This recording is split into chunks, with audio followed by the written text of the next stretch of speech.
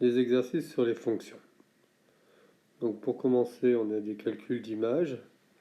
Donc l'image de moins 3, moins 1, moins 2, moins 3, c'est combien est la hauteur au-dessus? Donc c'est 1, 2, 3, 4. Je monte à 4. L'image de moins 3, c'est 4. F de 2, c'est la même chose. Donc en 2, on voit qu'on a 0. Les antécédents de 3, c'est-à-dire les x qui vont monter à une hauteur 3. Alors il y a celui-là, moins 1, moins 2, moins 4, il monte à 3. Moins 1, moins 4, c'en est 1. Et ici, moins 1, il monte à 3 aussi. Donc il y en a 2, moins 4 et moins 1. Les nombres qui n'ont pas d'antécédent, par exemple moins 2, il n'y a pas d'antécédent puisque la courbe n'arrive jamais à moins 2. Résoudre f de x égale 0, c'est-à-dire trouver les x qui vont avoir une hauteur de 0, lui, donc 2, et puis lui, 4.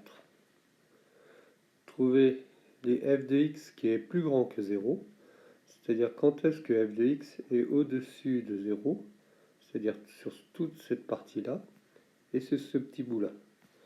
Donc sur cette partie-là, ça fait ici de moins 5 jusqu'à 2, donc on va le noter comme ça, entre crochets, et de 1, 2, 3, 4, de 4 jusqu'à 5.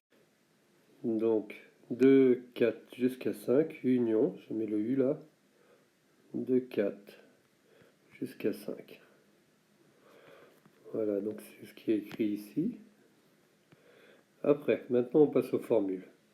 L'image de 4 par la fonction f. C'est pas compliqué, on remplace x par 4 dans l'opération. Et 5 fois 4 moins 3 et on fait le calcul. 2 tiers, c'est la même chose, sauf que c'est une fraction. Les antécédents de 9, c'est-à-dire les x qui vont donner 9 par la formule. Ça va nous conduire à une équation. Il faut trouver le x qui va donner 9 et on résout l'équation. Donc c'est cette équation. On ajoute plus 3 de chaque côté. Ça donne ça et puis on divise par 5 de chaque côté, on a le résultat. Enfin, quand est-ce que g de x qui est défini par cette formule est égal à f de x qui est défini par cette formule? Et bien quand les formules sont égales. Donc ça fait une équation et on résout. Alors maintenant on a une équation produit, notre fonction c'est donc x-3 facteur de x-5. Alors quelles sont les coordonnées du point A7, et on ne connaît pas celle-là, mais on sait qu'il appartient à la courbe. Ça veut dire qu'il est comme ça, 7 disons, et ici, il appartient à la courbe. Donc ici, le y, ça doit être f de 7. Donc il faut calculer f de 7 grâce à la formule. On remplace x par 7 et on fait le calcul. Donc ici, et on trouve 8. Donc la coordonnée qui manquait, c'est 8. Résoudre f de x égale 0, c'est-à-dire quand est-ce que ça va donner 0. Alors ça fait une équation, l'équation produit, c'est égal à 0 si lui égale à 0 ou lui égale à 0. Là, c'est facile de voir que 3 ça marche, et 5 ça marche. Ensuite il faut développer. Donc, pour développer, c'est la double distributivité, comme ça, donc x fois x ça fait x au carré, x fois moins 5 ça fait moins 5x, moins 3 fois x ça fait moins 3x, moins 3 fois moins 5 ça fait plus 15, et puis après on réduit moins 5x moins 3x, ça fait moins 8x, et on a le résultat. Quand est-ce que f de x égale 15? On va prendre cette expression là qu'on a développée, et on va le dire quand est-ce que ça c'est égal à 15. On va chercher le x égal à ça. Alors ici on voit que on peut retirer moins 15 de chaque côté, ce qui nous conduit à ça. Et là on va chercher à factoriser. On voit qu'il y a un facteur commun, x, ce qui va nous donner une équation produit qui est nulle si lui égale 0 ou si lui égale à 0. Après il faut démontrer que f de x est bien égal à ça. Donc on va développer ça. Alors ça, c'est une identité remarquable, celui-là. Ou alors, si on ne voit pas que c'est une identité remarquable, on explicite le carré, puis on fait une double distributivité. Donc ça fait lui au carré, x au carré, moins 2ab, 2 fois 4 fois x, ça fait moins 8x, plus b carré, plus 16. Et il ne faut pas oublier le moins 1 qui était derrière. Puis on fait l'opération 16 moins 1. Et on obtient donc cette expression. Et on reconnaît que c'est bien f de x. Donc f de x égale ça. Ensuite, on demandait quand est-ce que f de x égale 3. Alors on va prendre la dernière expression ici. Là, c'est assez technique. C'est égal à 3. Ici, on va faire passer le 3 de l'autre côté en faisant moins 3 de chaque côté. Ça donne ça. Et là, on reconnaît a carré, tout ce truc-là, moins b carré, c'est-à-dire 2 au carré. Donc c'est a moins b, x moins 1, facteur de a plus b, et c'est égal à 0.